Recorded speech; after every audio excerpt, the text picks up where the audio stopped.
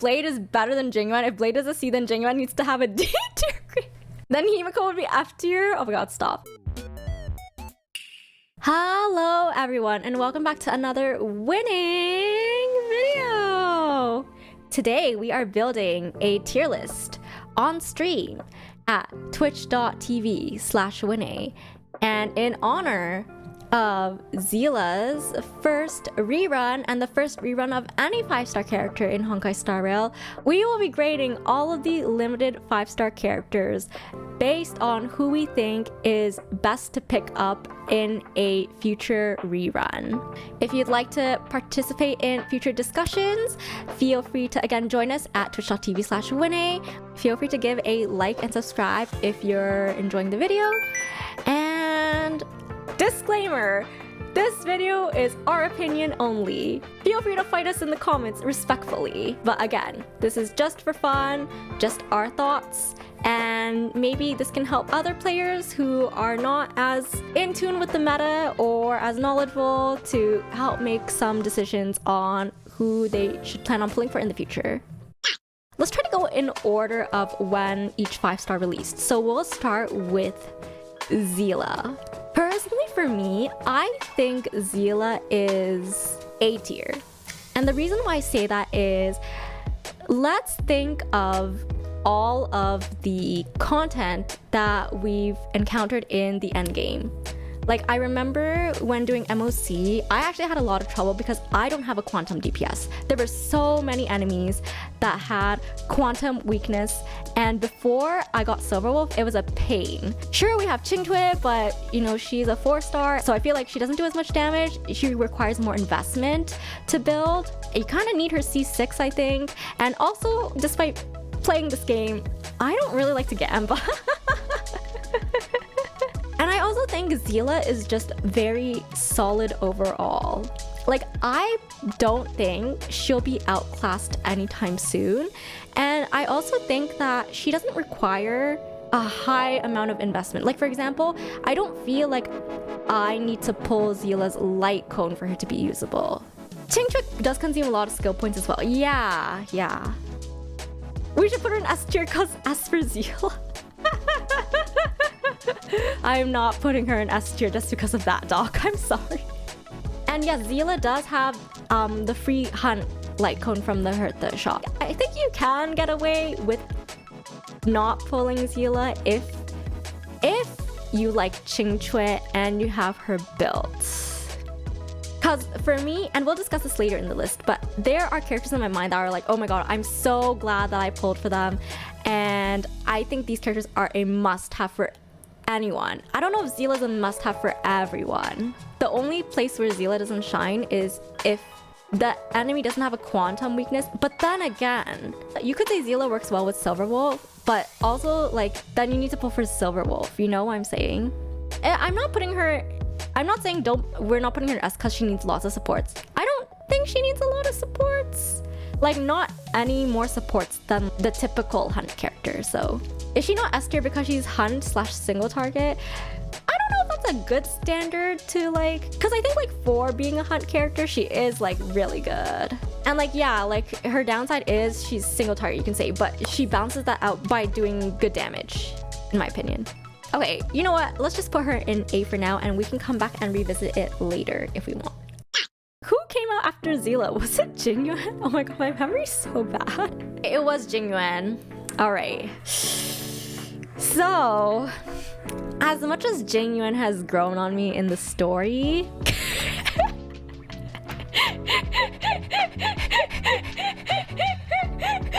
the sad face, people already know what's coming. As much as Jing Yuan grew on me in the story, and I love his personality, and you know, he is pretty objectively daddy, not gonna lie, as someone who's not that crazy over him or his looks.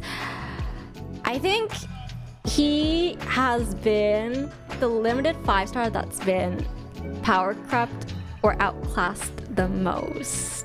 And yeah, I don't think it's necessarily him. I think it's just erudition as a path.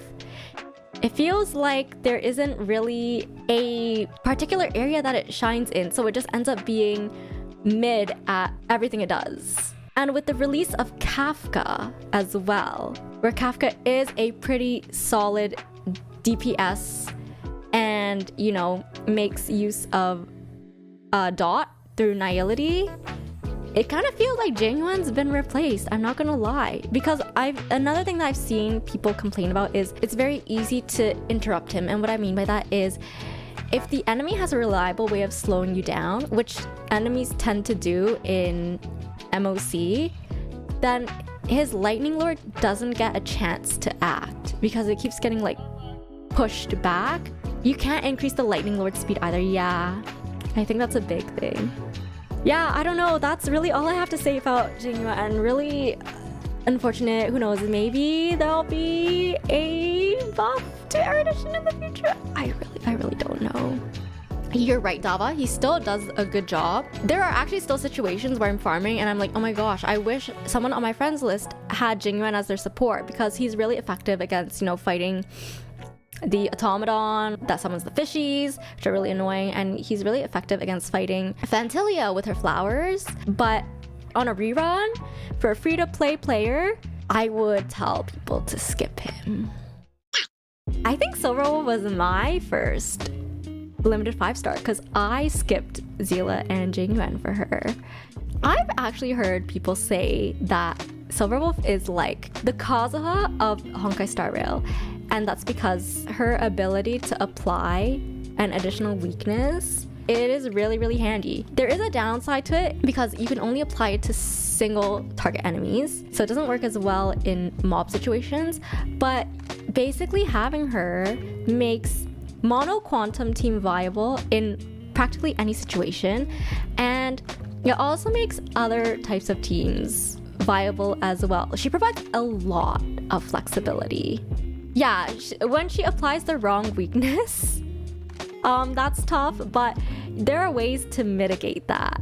So let's say in my case where I don't have Seele, but I have Silverwolf, and there's an enemy with quantum weakness, I can bring Silverwolf, I can bring Kafka and Tingyun because they're both electric, and then I bring a support, a healer or shielder that has like either a weakness that's already applied to the enemy, so I could bring like Lynx, or I could bring Bailu, who's also electric. There are ways to manipulate what weakness she applies. And she also has Defense Shred, which is so important. That's such a good point, Dava, because it's very rare to find Defense Shred in the game. I think the only other character that provides Defense Shred is Pela, and then the only other source aside from that is the 4-piece Quantum Relic set.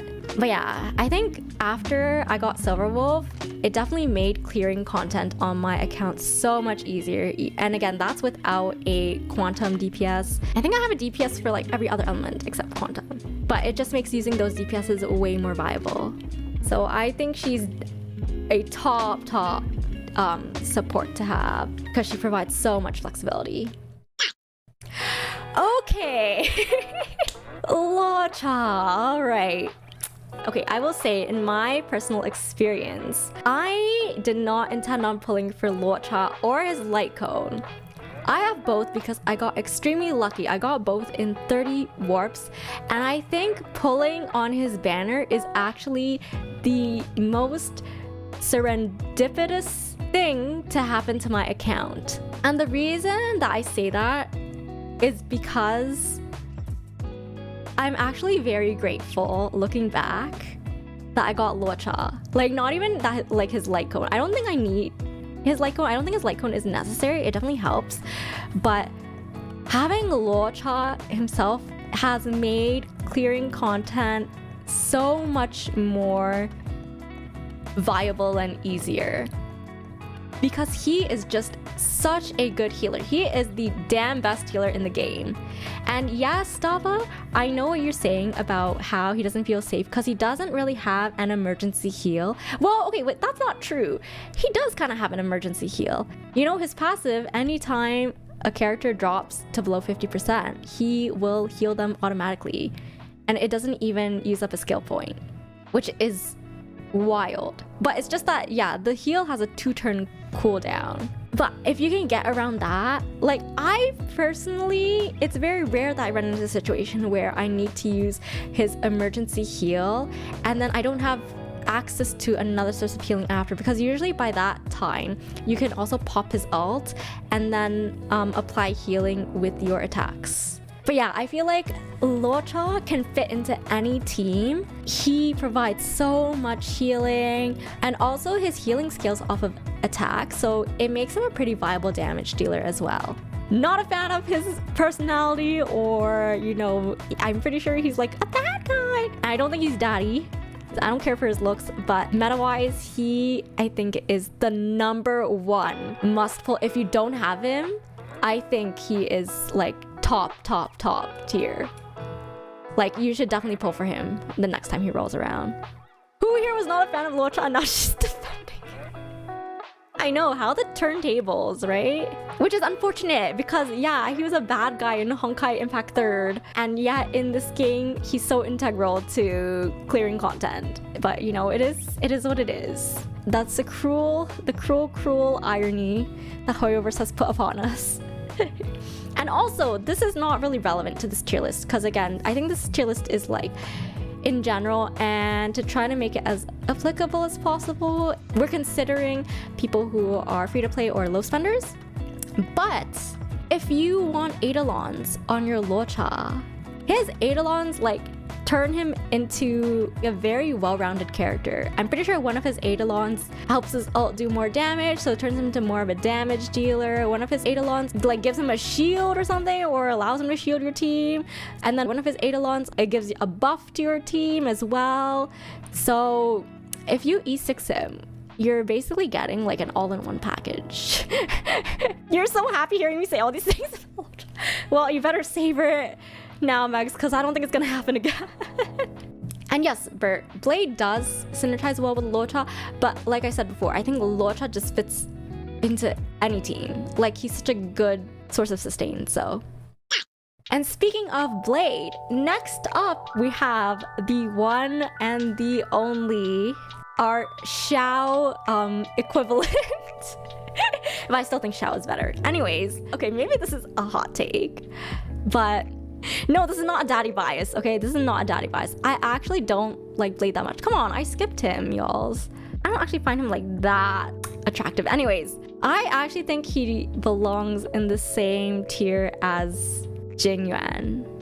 And the reason why I say that is because I feel like Blade is not really a friendly unit to own as a free-to-play player. Okay, now let me explain. First of all, I think that in order for Blade to be viable, you kind of do need his light cone, because all the other destruction light cones don't really help him.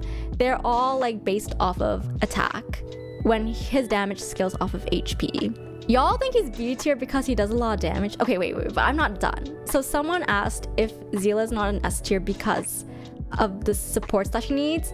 I don't feel that way about Seele, but I feel that way about Blade. I think for Blade, you actually need specific supports for him. Like, Tingyun is not helpful for him because she buffs your attack, but again, his damage doesn't scale off of attack.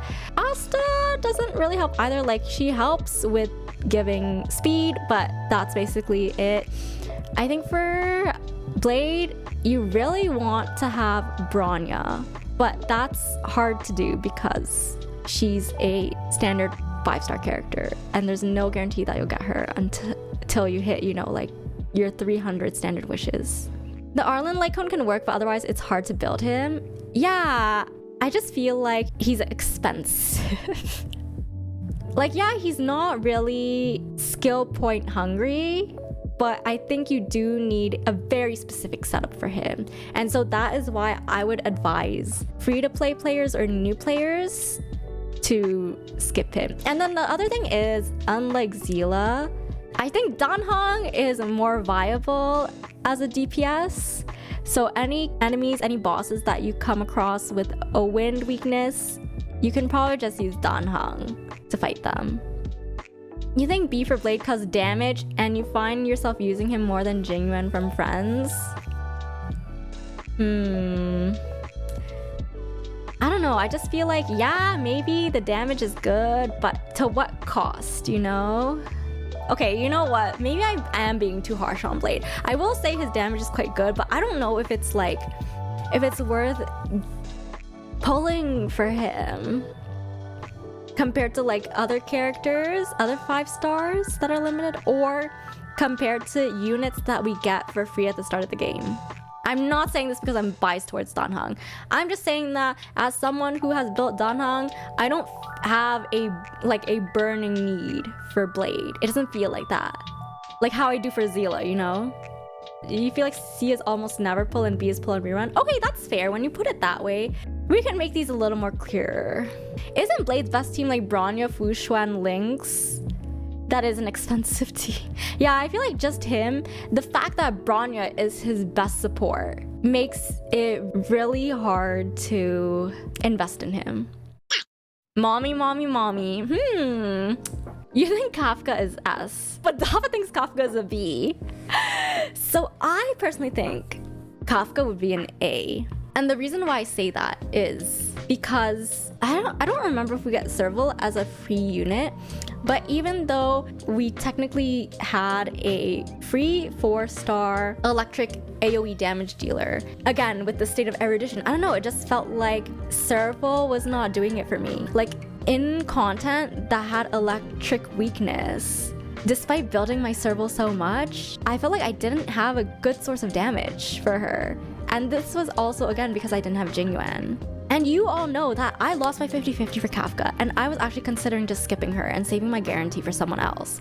But I had a feeling that pulling her would greatly benefit my account that did not already have a electric damage dealer. And I think because of her, yeah, I've been able to advance in MOC so much. Like, I've been able to basically clear all 10 floors. Not 30-star yet, but get to the end at least. And I don't think I would have been able to do that with just Serval. Kafka needs supports that aren't as universal as other DPS, plus Hoyoverse can screw her over and make future enemies immune to debuffs, including dots. But yeah, no, I agree with you, Doc. Yeah, Kafka made Simu so much easier for me. I mean, you can still run Ting Yun with her. You can still run Asta with her. You can run Silverwolf with her if you have her. Yeah, and she does AoE, and you know, we're not at that point. Like, I can agree with you about like the future-proofing, but I mean, we can't read the futures. So I just feel like it shouldn't be considered as much. Cause you can kind of say that, oh, like, you know, in the future, they can make anyone obsolete. Right? I also think that, like, that's the thing with Kafka. She brings the damage on her own despite being a nihility unit. I've never run her with Luka or Sampo. I run her with like 2 supports and a healer, and she does just fine, so. But I don't think she's like a must pull. Like, if you already pull for Jing Yuan, you could have skipped her, you know? So I would personally put her in A, but I don't think she's an S either. Dava, you say that the same. You can say the same for Imbibitor Lunae and say he made your Simu so much easier. So let's talk about Imbibitor Lunae, aka Daniel, aka 5-star Dan Heng. I actually think he's like A tier or even S tier. And the reason for that is because I know a lot of people find it intimidating because there's a lot of options you have when you play him. And it feels like he's very skill point hungry because of the enhancements of his basic attack. But I think he is actually pretty easy to play and very beginner friendly. And he also just does a lot of damage. Also, like, very, very good considering an imaginary character, so. Imbibitor, Lunae, Asta, Yukong, and Natasha is a decent team for him. Yeah, I feel like you don't really need expensive supports for him either. You think he's very skill point hungry, Doc? But that's the thing, like, I don't think so. I think people have that impression of him because they think, oh, like, if you want to use his max enhanced attack every turn, like, you're not gonna have any skill points for your other supports, which is true. But I think it really is just about balance. Like, it is possible to do a playstyle where you do like the 3 skill points and then the next turn you don't and you just save them up again, and then you kind of like alternate, and then also his ult helps with the skill point management too. And again, like, you can run him with Ting Yun, you can run him with Asta. If you can speed tune your Yukong, she's amazing for him. But also, I don't even have Yukong built because building Yukong is intimidating for me. But I don't think you like need her with him. Like regular supports work just fine too. The reason why I say he's an A is because like his light, I think having his light cone helps with his damage, but I don't think having his light cone is as necessary as for Blade. Like you can put, what is it? The Herda Shop light cone on him, and I think that's totally fine. His damage is very tempting, but his value decreases if you already have 2 DPSs built. I think his value like decreases more if you already have an imaginary damage dealer, i.e. you have Welt. But I don't have Welt, so I don't really know. If his light cone isn't necessary, wouldn't that mean he's an ass? No, because like S implies that they're a must pull on the rerun, but I don't think he's a must pull. Like I think that you don't need him if you already have like other DPSs built. Seele's light cone isn't necessary, but look at where she is. I think it's a good point to also bring up at this time that you also have to consider the state of the game. So I think it was Bert who mentioned that supports are actually very, very important in Star Rail, and that's because it's a turn-based game. So the battles are like a closed ecosystem. It's not like in Genshin where you can rely on reflexes and timing and dodging and then compensate that with damage for survival. In Star Rail, your characters are gonna get hit no matter what. So you need sustain. And because, you know, like you can only act in turns, to maximize the damage per turn, you probably want characters that buff your damage or characters that debuff the enemy, right? So supports are also very, very important. And I would say supports to some extent are even more important than your main DPS, because you can always cycle out a main DPS, but your supports mostly remain the same from team to team. Like I can say with full confidence, like I use Luocha in almost every scenario. I use Silverwolf in most scenarios. I bring Tingyun to almost every fight. I also use like Asta and every MOC floor, whereas my DPSs tend to change more on the situation and the enemy lineup. Assuming you already have enough supports, you can see Imbibitor being S. I think that just considering like the overall state of the game, like I don't think he's a need, but if you have like extra currency, you should definitely consider going for him. That's why I would put him in A tier. As a DPS, he's one of the best, but if we only put supports as must pull, then does that mean DPSs are kind of optional? Well, but okay, like you have to also consider the overall state of the game. So what I mean by that is consider the free characters that we get just by starting the game, so you don't even have to pull them. 4 stars are easier to pull. So even though 4-star like DPSs might not do as much damage, there's still like viable options.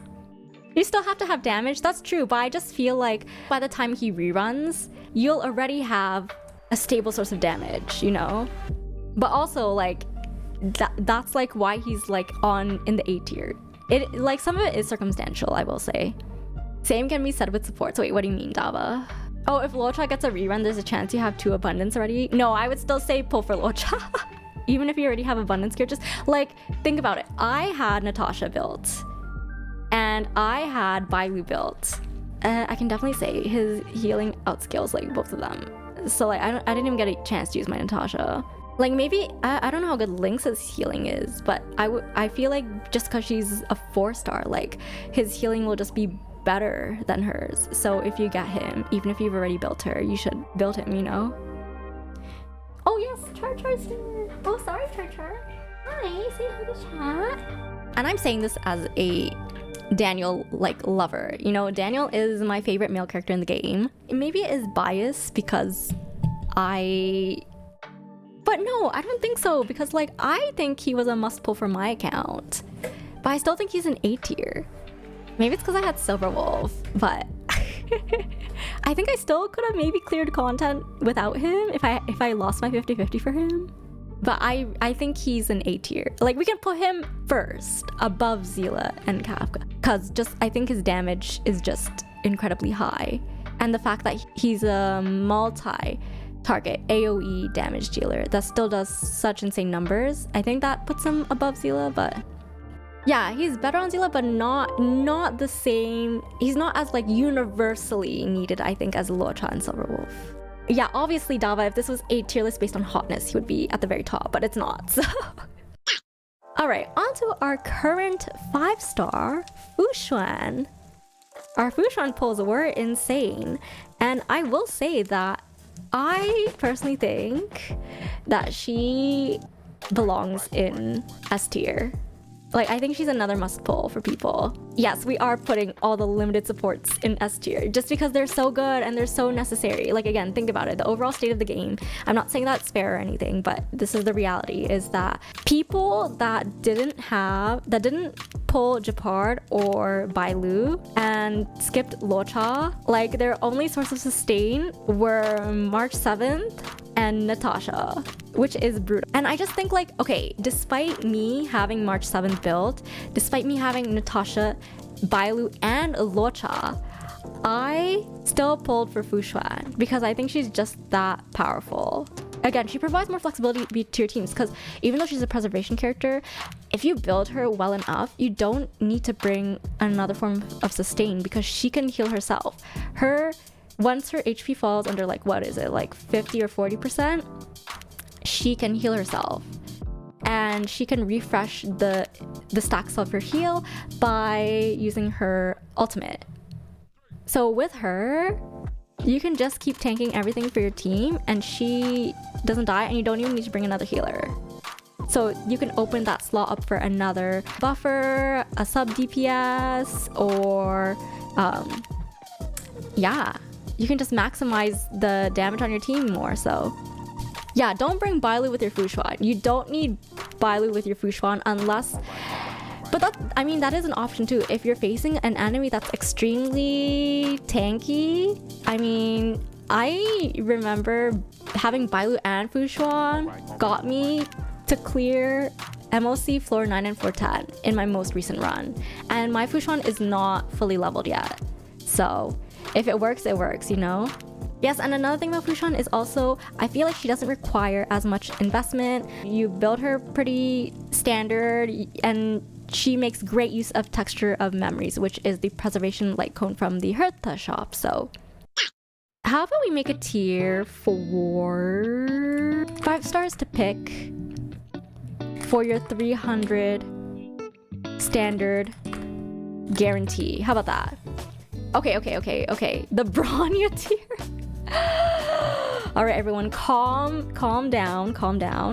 I see a lot of Bronyas, and I actually do agree, because I think that by the time you get to the 300 pull mark, if you're not a whale, it will be quite late game for most players. Like, I haven't even hit I'm only halfway to my 300 guaranteed 5-star standard character.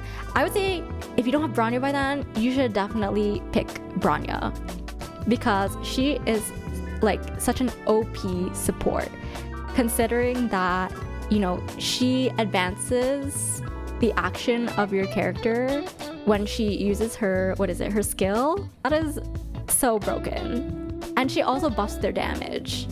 Is Bronya better than Bailu? Okay, it depends. So early game, I would say Bailu is more important, because your only options for sustain when you first start are, again, Natasha and March 7th. I was actually very happy to lose my first 50-50 to Bailu, because I was able to clear more content and survive for longer because of her. But in the later game, the more supports that you have, we now have more options for healing, especially with, Luocha and Xuan. So I would say by the time you hit the 300 mark, you probably don't want Bailu. Yes, Bailu carried me in early game. And I would say I still use her, but again, with the other healing options we have, Lynx, I'd say, is even better than Bailu, because even though her healing doesn't scale as well, with Lynx you can actually choose who you want to heal. Bailu's E is random, and also Bailu doesn't cleanse. That's a very, very annoying thing about her kit. Your Bailu is broken, she never heals her units. Yeah, no, it's the universal Bailu experience, trust me. Is Himiko doomed? Himiko, unfortunately, because she is an erudition character, yeah, I think right now I would not want to lose my 50-50 to her, and I have her E2.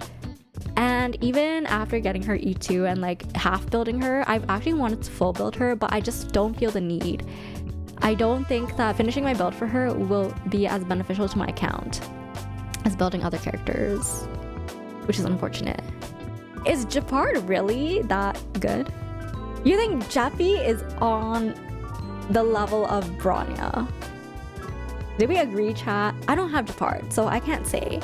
Like, I just feel like if you really need a shielder, an ice shielder, there's March 7th.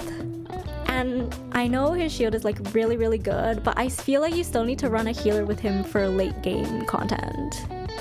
Hina, you think Serval should have been the 5-star? Oh my god, okay, wait. That's a little outside the scope of this discussion. Gepard can easily solo sustain. Okay, so, but I still feel like isn't he like a little redundant because of March 7th? March 7th is SP hungry. Yeah, but then Gepard's, that's true. Because Gepard's shield does come up through his ult. And March only shields one character. He also has a taunt, revive, and team-wide shield. Okay, that's true when you put it that way. That is a lot of utility. Wait, he has a revive? Wait a second. Wait, I didn't know about this. We can put Gepard. I don't know if I choose him for my 300 standard guarantee, but I think if your sources of sustain are only 4 stars, he could be good to have. No one can replace Bronya, but Gepard could be replaced. Yo, these takes are getting spicy. Demi, you think Bronya is pretty overrated? She's a skill point black hole. That's true. But I think like it's worth it, you know? Considering what her buff does. Okay, so we're getting a little situational now. Because Argent's saying Gepard is more important than Bronya if you have 1 to 2 sustained characters. But I think, again, consider this is by the time someone gets to the 300 standard guarantee. And for reference, I have spent a little bit of money on the game. I'm a low spender. I have not hit my 300 standard guarantee yet. But I have a lot of characters, including like a lot of sustain. So some people have said, after Gepard, we have Welt/Clara/Bailu. I think by that point, we can just not put them. Like, we can just leave it at Bronya and Gepard and put the rest in no rerun. Welt can be arguable since he reduces speed. I would say... Okay, wait. I will say this though, chat. I personally felt like I would pick Clara for my 300 standard guarantee. And the reason for that is because I know we're getting physical, 5-star physical damage dealers like in the next upcoming update, but right now I don't have any physical damage. Physical MC didn't feel good to play. Sushong, I've built my Sushong to the 9s and she doesn't feel good to play.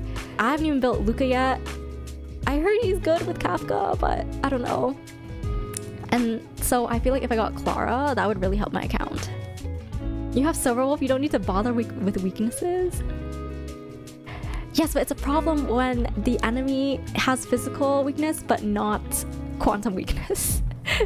You know? Clara is inconsistent at outputting damage. I feel like you use her mostly for her taunt. I feel like you do need another form of sustain with Clara, but it's like she has the taunt, but she also does damage. Clara has the same issue as Blade. The taunt is non-existent. I see. You think your account will be alright if you don't have Clara? Okay, then we can keep her in the bottom tier. So we've gone through all the 5 stars. Are there any 4 stars that we think people should pull for specifically? Like, let's say they're on a banner and you don't care about the 5-star. Would you still pull on that banner for the 4-star? And who would that 4-star be? We can add the stipulation that you don't mind getting the 5-star, because yeah, it is dangerous to build pity. I personally do not believe in building pity. If there's a character, a 5-star that I absolutely would hate to get, I would not pull on that banner even if the 4 stars were good. I'm seeing some common names here, which I agree with. Jing Yuan, yeah, Jing Yuan is like the Bennett of Star Rail. Asta as well. Asta is very, very helpful. Her speed buff is very useful. Oh, I see Pela as well. I'm honestly like quite glad that I built my Pela finally. And then I know people are saying Yukong. I would not put Yukong at that tier. Maybe it's because, again, she intimidates me, but I really feel like she is expensive to build. She requires a lot of speed tuning to be able to buff your DPS in turn. And also, I think, yeah, if she's not E6, it's a lot harder to do that, to speed tune for her. So I could put Lynx here. I personally don't use Lynx because I already have like a lot of sustain. I think like, yeah, if you don't have Yukong or Xuan, I think Lynx is actually quite good. Is Natasha still good enough to be on this list? Wait, but technically you get Natasha for free. Oh, if you're talking about like Eidolons, I don't think so. But I don't actually know what her Eidolons are, so. Who replaces Natasha? I would say Lynx. Because yeah, Natasha does cleanse, and that is one benefit that she has over Bailu. But I feel like even from the beginning, it felt like Natasha would get outclassed easily because she doesn't offer anything else. Aside from the cleanse and the healing, she doesn't offer any other utility. And her healing also is not like amazing. You think Jing Yuan and Pela are higher tier than Asta and Lynx? Why do you say that, Eric? Like I'm all for Jing Yuan being like top tier. But I think that yeah, speed is actually, because I didn't build my Asta because I thought, oh, like, you know, I don't really need speed. Oh, how little I knew back then. Asta is absolutely as good as Pela. Yeah, and I like only built my Pela like recently. Although I will say Pela is really useful against the enemies that have the resurrection buff, like the disciples. Like you think, oh, Asta doesn't help a lot because her speed is only like this much and it only lasts for 2 turns. But also like you can build her as damage. But she can also be low investment. That's the thing. Because her ult is what matters most. So if all you care about is the speed buff, then you just stack like HP and defense on her so she doesn't die. You don't have to build damage on her. Although she is good for breaking. Oh, you don't like using her skill to keep with the stacks? But that's the thing, like you don't really need to. I feel like the most important thing about her kit is the speed buff. Pela is a niche pick, but when picked it works real good.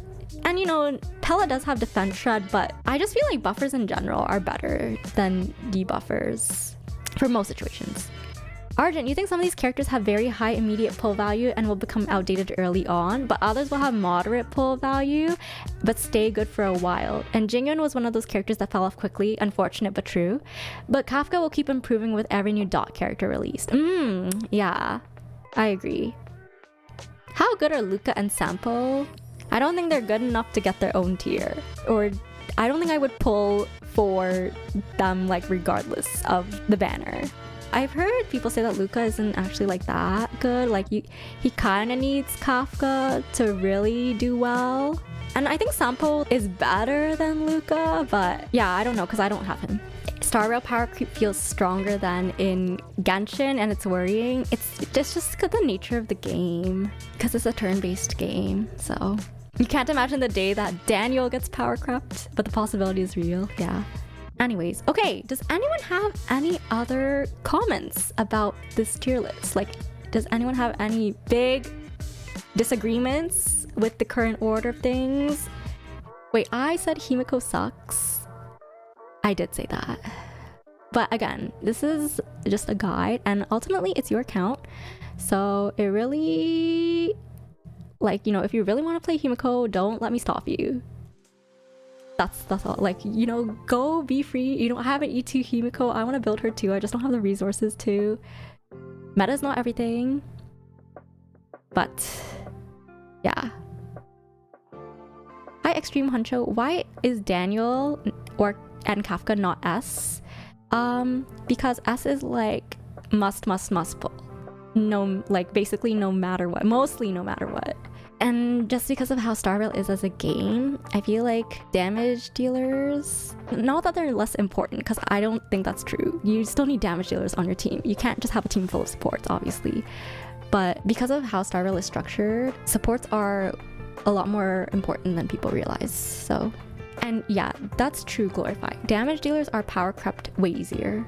Whereas with supports, they're pretty stable. They're also very flexible. Like I said earlier, the supports that I have, they pretty much stay the same from team to team. Like I use the same set of supports for MOC, whereas the damage dealer changes based on the lineup and the situation. Oh, Argent, you think Kafka has conditional value, but Daniel is super busted? He still needs some investment though to get moving. Kafka is absolutely not a must pull in a meta tier list, but Daniel, he's gonna last a long time. Okay, well, this is my opinion, and this is my tier list. Is not a be all and all. Again, this is just a general guideline based off of what I've seen and what I've seen from players around me. This is the final tier list. And again, as a disclaimer, this is just for fun. This is just my opinion and chat's opinion. You can fight respectfully in the comments, but at the end of the day, it is your account. If you really like a character, pull for them.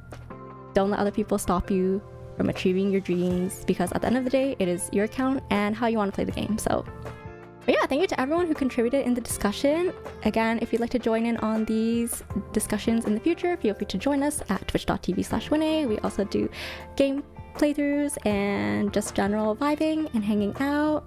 Otherwise, remember to like and subscribe if you enjoyed your time here. Thank you so much for making it this far in the video. Hope to see you in the next one. But until then, take care, stay safe, and stay winning.